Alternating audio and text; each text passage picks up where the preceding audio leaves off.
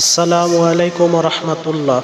প্রিয় মুসলিম ভাই ও বোনেরা, আজকের এই ভিডিওতে আমরা জানব আশুরার রোজা কবে রাখতে হয়, কয়টি রাখতে হয় এবং এর ফজিলত সম্পর্কে। আশুরার রোজা ইসলামের একটি গুরুত্বপূর্ণ সুন্নত আমল।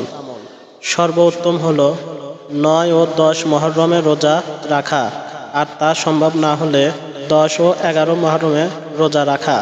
শুধু 10 মুহররম রোজা রাখলেও আদায় হবে, তবে 2 দিন রাখা উত্তম। আশুরার রোজার মাধ্যমে আল্লাহ তাআলা পূর্ববর্তী 1 বছরের সগীরা গুনাহ ক্ষমা করে দেন। তাই আসুন আমরা সবাই এই মহান সুন্নত আমল পালনের চেষ্টা করি। আল্লাহ তাআলা আমাদের সবাইকে তৌফিক দান করুন। আমিন।